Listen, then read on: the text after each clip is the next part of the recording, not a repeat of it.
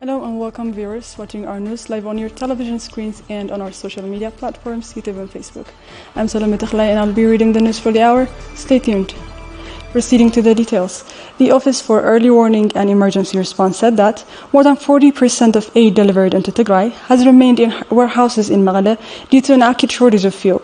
The director for the office said that, despite the delivery of much-needed humanitarian assistance, just 25% of expected aid has been delivered since the start of the humanitarian truce some 3 months ago. For a report by Abel Zagabu, Sabbar Kalama. Tigray Office for Early Warning and Emergency Response gave a press briefing on Wednesday regarding the humanitarian situation in Tigray. The director for the office, Jazeera Aragawi, said that more than 40% of aid delivered into Tigray remains in warehouses in the regional capital due to an acute shortage of fuel that is practically bringing Tigray's humanitarian response to a near standstill.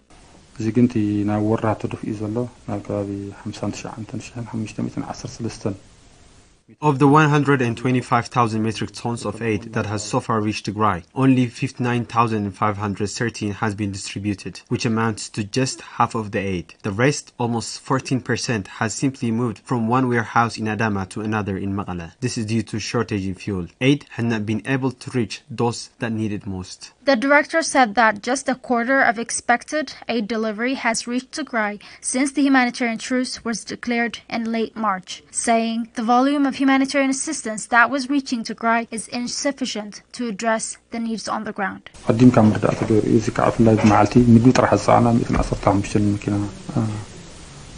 The agreement was for 115 food trucks and 29 trucks carrying non-food items to reach Tigray on a daily basis. Each truck was expected to carry 40 metric tons of assistance, totaling 558,000 metric tons of assistance should have reached Tigray, but just 125,000 metric tons has reached Tigray so far. This amounts to less than 25% of the total aid expected. As a result, the humanitarian situation remains bleak. Only unfettered access to humanitarian assistance can solve the problem on the ground. The authority has also stressed that the delivery of non-food items to Tigray is far short of what is needed and that just 0.5% of the expected medical supplies and 2% of supplementary foods for children and nursing mothers have reached Tigray.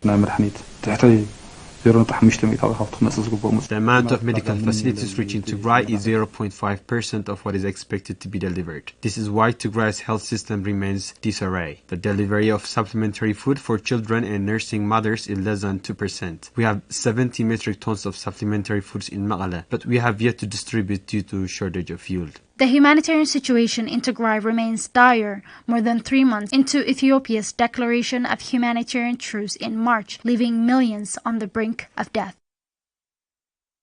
UN Human Rights Council President Ambassador Federico Villegas announced the appointment of Radhika Kumaraswamy of Sri Lanka as a member of the International Commission of Human Rights Expert on Ethiopia on Tuesday. Kumaraswamy is joining the commission following the resignation of Fatou Bensouda, who was nominated to serve as Gambia's High Commissioner to the United Kingdom. Abed Zagawa has the details. The President of UN Human Rights Council, Ambassador Federico Villegas, announced the appointment of Radhika Kumaraswamy, former chairperson of Sri Lanka Human Rights Commission, as a member of the International Commission of Human Rights Expert on Ethiopia. Kumaraswamy is being appointed to the commission following the resignation of Fatou Bensouda, who was nominated to serve as Gambia's High Commissioner to the United Kingdom. Kumaraswamy will join the commission with Kari Betty Muringi of Kenya and Stephen Ratner of the United States, who were appointed alongside the former chairperson of the commission, Fatou Bensouda, on the 2nd of March 2022. Radhika Kumaraswamy, a lawyer by training and formerly the chairperson of Sri Lanka Human Rights Commission, is internationally known human rights advocate who has worked as United Nations Special Rapporteur on Violence Against Women and as a member of the Human Rights Council mandated fact-finding mission on Myanmar from 2017 to 2019. Radhika has also served as an Under Secretary General and Special Representative of the UN Secretary General for Children and Armed Conflicts, where she was charged with the responsibility of preparing the Secretary General Annual Report on Children and Armed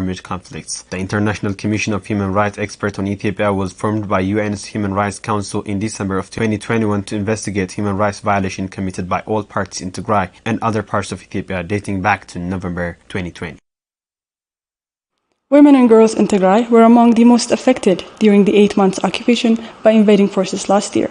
Our reporters traveled to Hausen in eastern Tigray and spoke with victims of sexual violence, including a mother who was 3 months pregnant and at risk of losing her life, as well as her child, after she was gang raped by Eritrean soldiers. Saron Tsagay reports.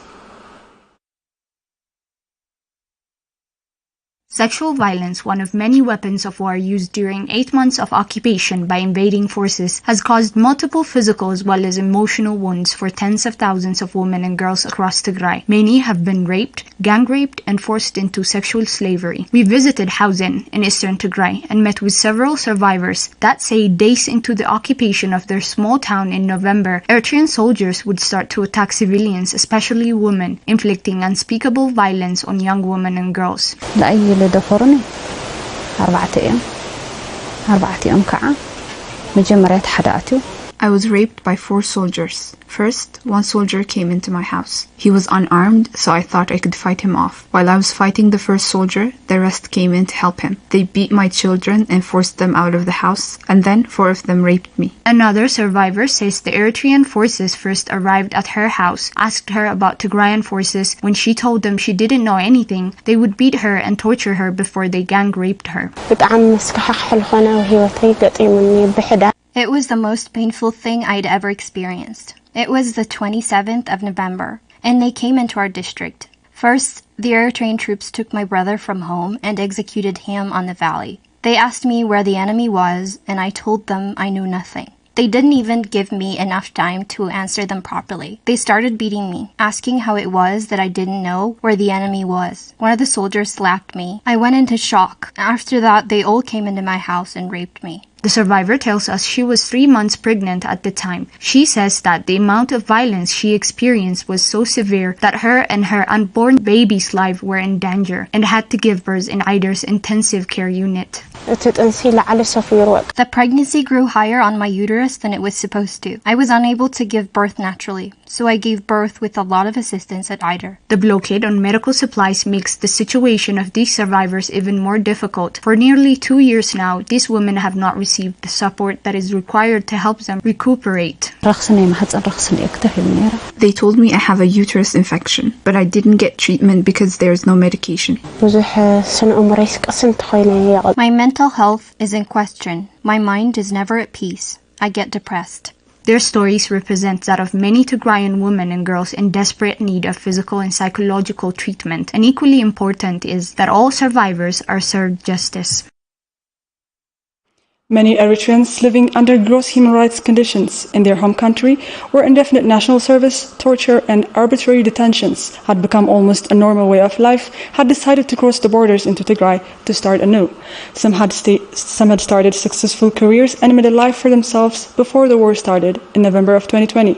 Our reporter Argai Gavramkel visited a local charity organization housing hundreds of Eritrean refugees that say the war has taken them back to the circumstance that had forced them to leave their home in the first place. Let's take a look. The war on Tigray, like all communities everywhere, has severely affected the living condition of Eritrean refugees who had come to Tigray with the hope of starting a new life. For decades, Eritreans forced into indefinite national services and living under threat of torture, imprisonment, and little access to education and healthcare have left their homes in search of security, and many had chosen Tigray as their place of refuge. Abraham Tame is an Eritrean refugee now sheltered in El Shaddai, a local charity organization in Mekelle. He says he left home in 2018 when, after 20 years of closing, borders opened between Ethiopia and Eritrea. He says he left because, after 20 years of national services, he realized that there would be no end.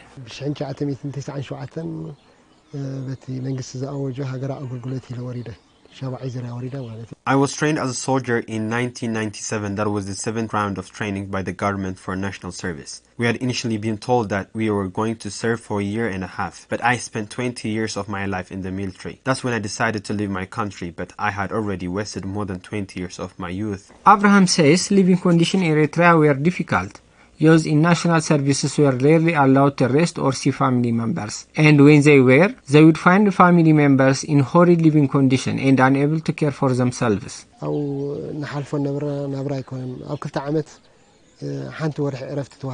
It's hard to call what we were doing living, really. In 2 years, we were allowed to visit our family members only once and just for a month. And when we returned home, we find our family members living in such hard conditions. And if we tried to stay behind for a month to support our children, they would arrest us and take us back. Abraham said that after he came to Tigray, he would make as much in a day as he did in a month in Eritrea and could work and live as he liked, a privilege in Eritrea.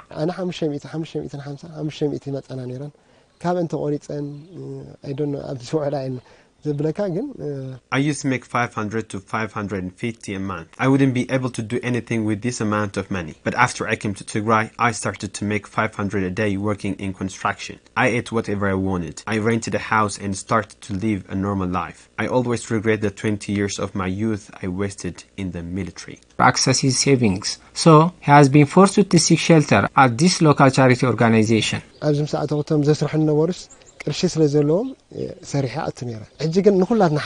When I first came to Tigray, there were people that could employ me. I could work and earn money. But now everyone is in the same condition because of the siege. It's been 2 years since things started to get bad in Tigray. But if it weren't for the siege, I would have had a better life. The only thing more difficult than losing one home, one imagines, is losing two. Abraham is one of the tens of thousands of Eritreans who, after escaping horrid living conditions in Eritrea, have been forced to live through war and an inhuman siege with catastrophic humanitarian consequences, a disaster with no end in sight.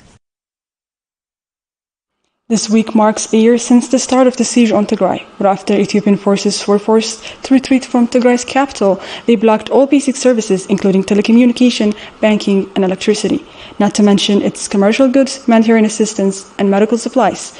We visited Ida Referral Hospital to see how the year-long siege has affected the largest referral hospital in the region. We spoke to the chief clinical director, Dr. Kibron Gebreselassie, that told us the hospital is now at near standstill. Here's the report. For exactly a year now, the Ethiopian government has imposed a siege on Tigray, with all essentially needed items, such as food aid and life-saving medical supplies, prevented from reaching the many in need. Adar Comprehensive Specialized Hospital, the largest referral hospital in Tigray, has been among the most affected by the ongoing blockade. Services in the hospital have deteriorated to a degree where the hospital is unable to provide care for many of its patients. We visited the hospital and spoke with the chief clinical director of the hospital, Dr. Kibron Gebreselassie, on how services have deteriorated in the hospital over the past year, when the Ethiopian government's siege has been underway. Due to the war and following the war, due to the siege, we are unable to deliver most of the functions. Almost we have suspended education. We are not giving training to undergraduate students other than interns and city students, as well as some of the residency programs. When you come to the hospital service, we have a significant problem in diagnostics. Our radiology department is affected, which means MRI, CT, and X-ray, as well as ultrasound. Most of them, they need spare parts, they need staff, educated staff, so they are not functional now. And when you come to the laboratory, we don't have calibrated instruments, equipment, they need calibration. We don't have reagents. Because of this, we are not providing enough diagnostic tests in our laboratory too. So with this, it is a limited service that we are giving. The hospital, according to Dr. Kibron, has not been able to provide even the most basic treatment with medical supplies in short supply across the region. The doctor emphasized that the hospital doesn't even have the most basic supplies, such as antibiotics and anesthesia drugs. In our hospital, the surgeries, they are not very short or 30 minutes or 1 hour surgeries. Some of them, they might even take the whole day. So for this, you need a large stock of anesthesia drugs. So because of this interruption of anesthesia drugs, we were forced to stop delivering elective surgeries. We were only focusing on emergency surgeries like trauma or cesarean section and so on. So it has created its own significant impact in our hospital. The type of antibiotics that we need, they are secondary antibiotics, or we have the first line antibiotics that we get them in primary hospitals, in health centers. If this fails, the patient has to come to this hospital and get a higher degree antibiotics. So we are not able to get these medications, and we are not delivering this type of antibiotics. So the patients, they are, even if admitted to our hospital, or even if they are in the ICU, they are not getting the antibiotics they should get according to their disease profile. Discussing the state of Idar Hospital employees, Dr. Kabram stressed that despite not having a salary for over a year, the staff at Idar Hospital have been devoted to their patients, doing whatever little was possible to keep patients alive and in good health. Yeah, it is a kind of patriotism that we are seeing here. You don't expect anyone or any employee to go to their work if they are not paid. It's a contractual agreement. So that the organization will pay their salary at the end of the month, so that they have to work for a month. But if you stop 1 month, they might, give you time, but 2 months, 3 months, now it is 1 year. Despite of the suspension in salary, despite the lack of access to their bank accounts, our employees, they're still coming to the hospital. This is because, it is part of patriotism. It is ethics that medicine requires. When they come to the hospital, they know they are going to save one life. If they don't come to the hospital, they might sit in their house, someone will die, a laboring mother might die, a child might die, or anyone that can be saved because of their availability in the hospital will die. So this is a force that is pushing them to come to the hospital. So for this, we are very grateful, and we can't thank them enough, But, the chief clinical director explained, despite their devotion, many health professionals have found their personal and professional lives highly affected by the siege, with many feeling helpless due to their incapacity to care for their patients. Sometimes, it might make you helpless. You have a patient in front of you, you know how to treat the patient, you have all the skills, you have the capability, you have the education, but you cannot treat the patient because you don't have the supplies, because there is no antibiotic, because there is no glove, because there is no anesthesia drug. So the patient is going to die in front of you. If this doesn't leave us helpless and hopeless, nothing could have left us helpless. Dr. Kabram warned that the international community is failing in its responsibility to avert genocide in Tigray and take action sooner than later to save the lives of many. An act of genocide is being done under the watch of the international community. It's not invisible, it's not unheard. We are making our voice to be listened or to be heard everywhere. We are communicating with anyone who could listen to us. We are writing, we are sending messages and so on, hoping that help will come. But 1 year too long, and we don't know when it will end. So unless the international community acts, at least for humanitarian access, at least for medications, at least for life-sustaining materials and so on, when are they going to act? How many people should die so that they will act, or to call it genocide and so on? So instead of calling it retrospectively, it was a genocide, declaring it is a genocide and acting against a genocide will be, that's what I call to the international community. For a year now, Tigray has practically been severed from the world, with its citizens unable to access even the vital services, including healthcare, banking, or food assistance. But the world has remained silent, failing to live up to its promise to never again allow mass atrocities to take place under its watch. A year ago this week, the Ethiopian government declared an all-encompassing siege on Tigray. Banking services and communication services alike were shut down, and Tigray was separated from the rest of the world. In these times where information about the outside world has become almost impossible to access, businesses centered on providing and distributing news and social media contents to keep Tigrayans in touch with the rest of the world are thriving. Our reporter Sara Kalali spoke to some video store owners in Mekelle that since the siege started have focused their businesses on giving Tigrayans access to information.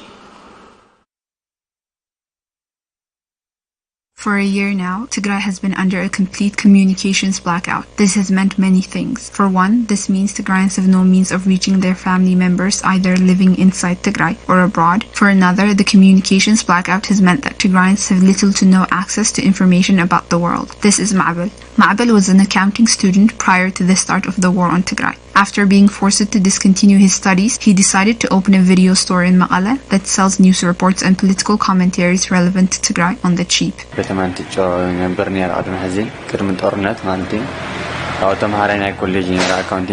I used to live in Inticha before the war. I was an accounting student at the college in my hometown. When the war began, Eritrean soldiers came and we were forced to leave our homes to come here to Maqala. After the siege started, everyone was out of work. There was no network. Power outages were frequent. Banks closed. And our family had no sources of income. So we decided to open this entertainment center. Every morning, Ma'bel and his friends play some of the news they've been able to access on loudspeakers, so that even those that can't afford to take the news with them can hear the content. He says the turnout is extremely high, and it shows just how high the demand is for information in Tigray.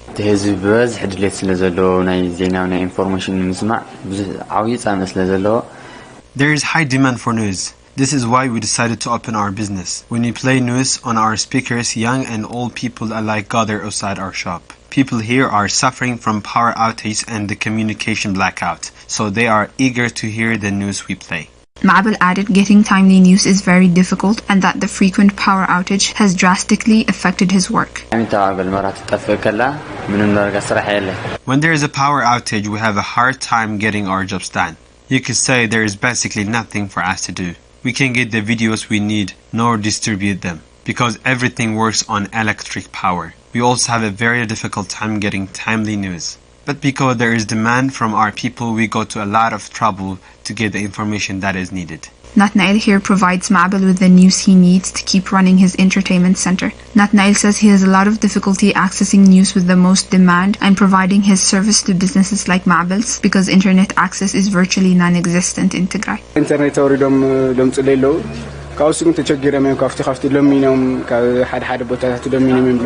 There are people who download the news from the internet to give it to me. They have a very difficult time getting internet access. They go to different places and ask before they are able to finally get the news we need. The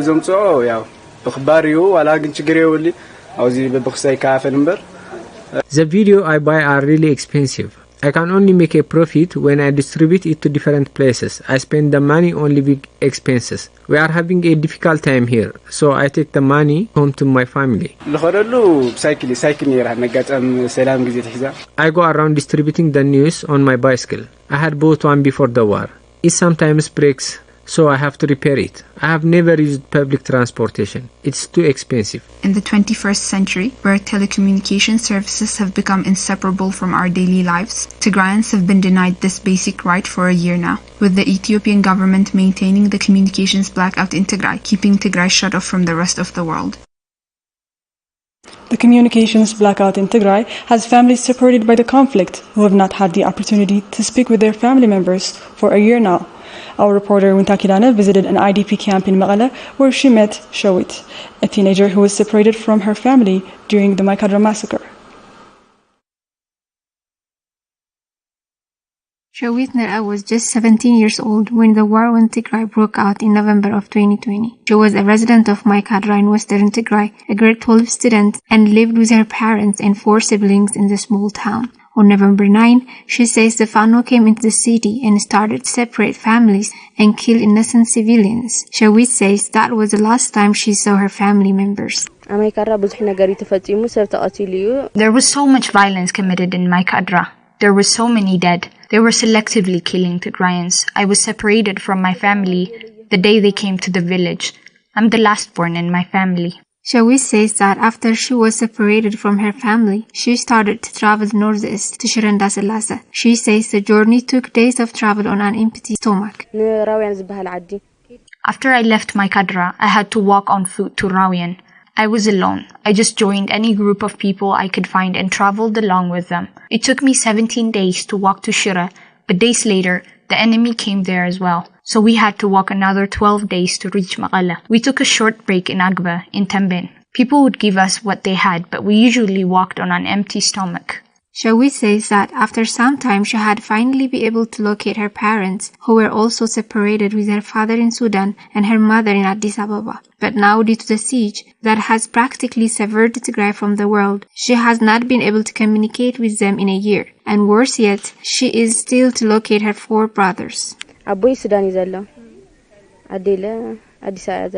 don't know where my brothers are, but my father is in Sudan and my mother is in Addis Ababa. When Magala was still under occupation, I used to communicate with my family, but since the start of the siege, I haven't been able to hear from them. I haven't heard from my family in 1 year. People tell me that you can make calls in border areas, but I have no money to travel so far. Shawit, far from home and away from anything or anyone that's familiar, is still adjusting to life in the IDP camp. More than 19 months after she has been displaced from her home, she says she's lonely and dearly misses her family and asks us to pass along this message.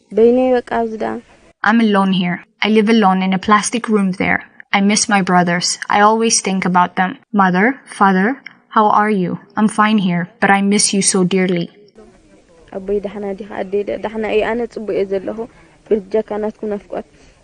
Shawit says the world should not forget Tigray and its people. She asks that they demand that phone services be restored and people to be allowed to access their saving accounts. Phones should work. People should be able to reach out to their family members. Everyone has enough savings in their bank account, and yet they're starving. Banks should work so we can help ourselves. The humanitarian situation in Tigray continues to claim the lives of many, but what may be equally devastating is that many of these stories are unraveling in darkness, as the telecommunications blackout keeps their stories hidden. That's it for me and the whole team here in Tigray Television. Thank you for your time.